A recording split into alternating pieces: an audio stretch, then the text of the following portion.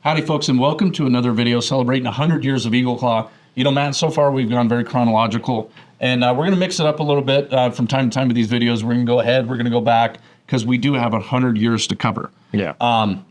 Super weird segue, but during COVID, I spent a lot of time on eBay and just collecting vintage Wright McGill stuff. You know, my family's from Colorado. I come from a long line of anglers, and they all love Wright McGill. They all love Eagle Claw. That's what we've always used. Well before I worked here, and then you add that element to it, like I'm a very proud employee of Eagle Claw, like you are, and it's just something that I love. But one of the things that I have not been able to add to my collection yet, because I haven't won an auction on eBay, is this right here. This is the Wright McGill. Oh, still sharp. Still sharp. The Wright McGill Flapper Crab. So give you a little historical context to this bait right here.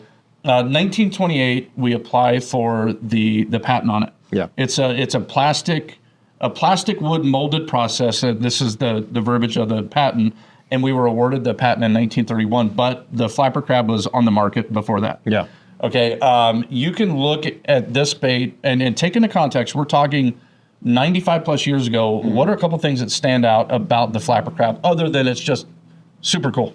It's likeness. It's amazing that the line tie on the back, or in this case the front, to make it look like a mimic fleeing crawfish, your appendages, your antennae, your glass eyes. So cool.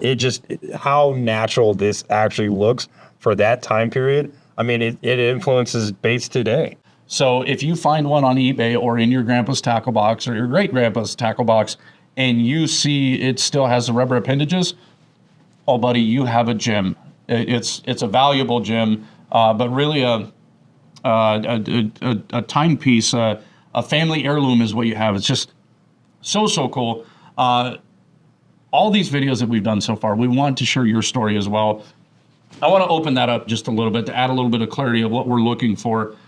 First and foremost with this video, if you have any historic Wright McGill baits, please tag us. Matt's going to tell you how to do it, but please send it to us, because our goal with these videos is 50% our history, and we want to start telling your history. We want to start telling the history of your grandpa, your grandma, your dad, your mom, your uncle, that angler in your family that relies on Wright McGill stuff way back in the day, Eagle Claw stuff now. It's just, without you guys, we don't have what we do. And it's Eagle Claw history is angling history, and angling history is about anglers. And we would love to tell you guys a story. So if you have the vintage Wright McGill baits, but also if you just want to tell a story. Matt, I'm going to quit rambling. How do they do it? Yeah, you want to get on your social media platforms. Facebook, tag Eagle Claw Fishing. On Instagram, hashtag #MyEagleClawStory. Again, we wouldn't be here without you guys.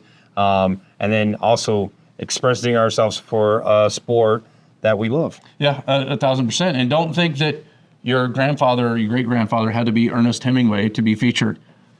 One of the coolest things about fishing, and of course I'm going to make this philosophical, and I'll apologize in advance. One of the coolest things about fishing is we're all the same.